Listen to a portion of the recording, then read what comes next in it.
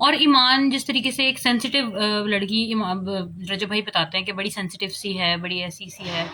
तो मैं बस यही कहूँगी कि ईमान को थोड़ा-सा वेट कर लेना चाहिए था और देखना चाहिए था, अपने मियाँ का साथ देना चाहिए था, अपने बहन-भाइयों की बातों में नहीं आना चाहिए था, अपने माँ की बातों में नहीं आना चाहिए था।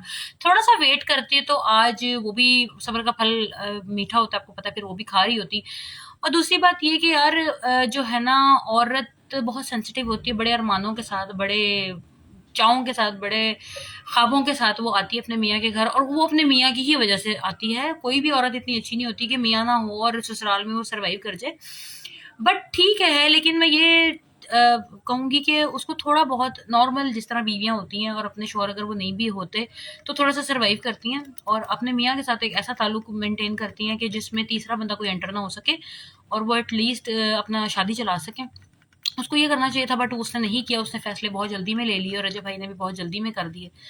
सो इन लोगों की अगर पैचअप हो जाता तो बहुत अच्छी बात है, और अगर नहीं होता तो फिर अब जो हो गया वो अल्लाह ताला को मंजूर। ईमान भी जब रजब भाई के लिए वीडियोस में रोती हुई हमें नजर आती थी व्लॉग्स में, कि रजब भाई की वीडियो कॉल आई है, तो वो जिस तरीके से बंदी रोती थी, तो मैं व्लॉग्स देखकर कहती थी कि यार इस बंदी के ऊपर कितना बुरा टाइम आया हुआ ना, उसको एक भी सुख का दिन अपने मियाँ के साथ गुजारना नसीब नहीं हुआ। लड़कियों के कितने ख्वाब होते हैं, कितने अरमान लेके अगलियां आती हैं, तो इस तरह ईमान के दिल में भी कितने सारे ख्वाब होते होंगे।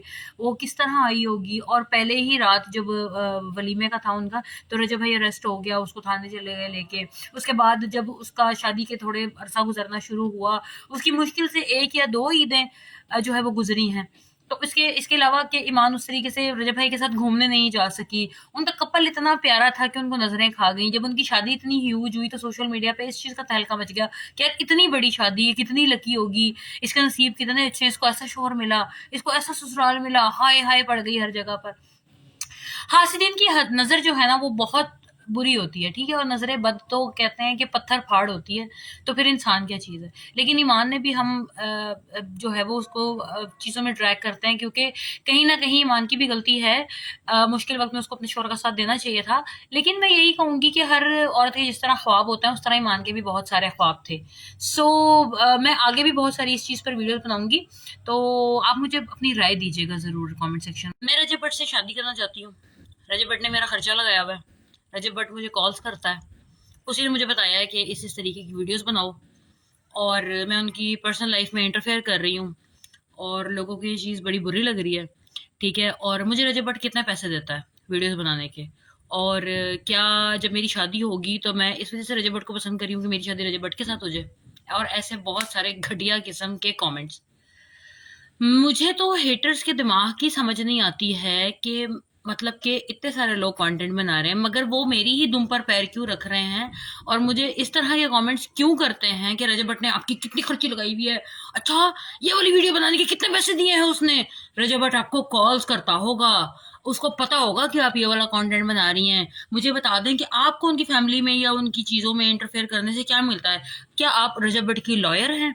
आप उनकी एडवोकेट हैं? उन्हीं के ऊपर वीडियोस क्यों बना रही हैं? जाओ जाओ अपना कंटेंट लेकर आओ, बस हो गया, बहुत हो गया। ईमान मिस्ती नहीं है, ईमान को यूं करो, ईमान को वो करो, ईमान के ऊपर वीडियोस ना बनाओ।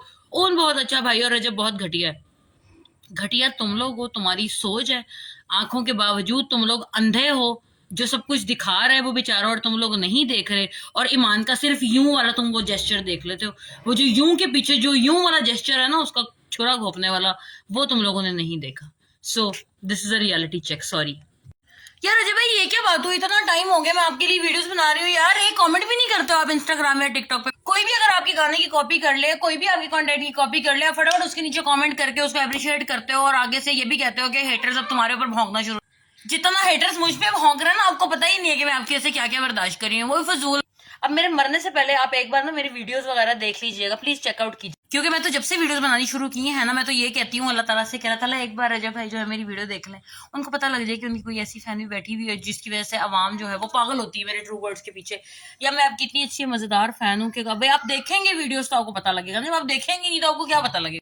आप लोग बताओ मुझे कि क्या रजब भाई ये वीडियो देखेंगे और इसके नीचे कमेंट करेंगे, मेरी किसी भी एक वीडियो के नीचे कमेंट कर सकते हैं, ऐसा कोई पॉसिबल? लेकिन तुम लोग शेयर और रीपोस्ट भी तो नहीं ना करते हो, तुम लोग शेयर और रीपोस्ट करोगे या तुम आगे आगे भेजोगे तो फिर तो रजब भाई तक की वीडियो जाएगी। मुझे नहीं पता, मुझे भी इस वीडियो के नीचे अपनी किसी भी वीडियो के नीचे रजब भाई का कमेंट चाहिए, चाहे इंस्टाग्राम पे चाहे टिकटॉक पे, मुझे नहीं पता, मैं नहीं वेट कर रही हूँ, फिर करवा दो कमेंट रजब भाई का। रजब भट्ट कितना बेबस था जब उसका बेटा किवान पैदा हुआ है। इतने सारे पैसे, इतना सारा फेम, इतनी सारी दौलत शोहरत होने के बावजूद वो बंदा अपने बेटे की पैदाइश पर नहीं पहुंच सका। एक बाप ने अपनी फीलिंग्स का इजहार इस तरीके से किया है कि मैं चाहता उस टाइम तो मैं प्राइवेट जेट करा के भी अपने बेटे की पैदाइश पर आ सकता था, लेकिन मुझे इजाजत नहीं थी।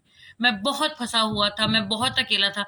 एंड आप ये सोचें कि एक इंसान की जिंदगी में इतना बड़ा खुशी का दिन आया, everybody is together at one side, और एक बंदा जो एक नस्ल चलाने वाला, जिससे वो नस्ल चलेगी, उसका एक बेटा पैदा होता है और वो बंदा उस जगह पर नहीं आ सकता है।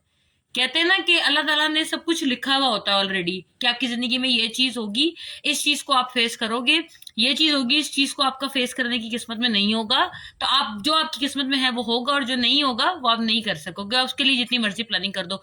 और थोड़ी रजब भाई ने प्लानिंग की है यार अपने बेटे के पैदा होने की, लेकिन ईमान ने एक चीज भी नसीब नहीं होने दी उस बेचारे को। कुछ उसने नसीब, कोई खुशी उसने उस बाप को नहीं मनाने दी। अब जब उस बंदे ने एक छोटा सा व्लॉग में पार्ट डाला है ना, तो वो इतना ज्यादा हार्ट टचिंग था। और बहुत बहुत बहुत, मैं कहती हूँ कि हम ये नहीं कह सकते कि औरतें ही बहुत ज्यादा दुखी हैं और मर्द नहीं है। मर्द भी बहुत दुखी हैं, अपने अंदर बहुत कुछ लेके घूम रहे होते हैं, और औरतें भी बहुत ज्यादा दुखी हैं। तो इस चीजों को निग्लेक्ट मत किया करें आप लोग, और प्लीज कंटेंट को कंटेंट समझ कर देखा करें।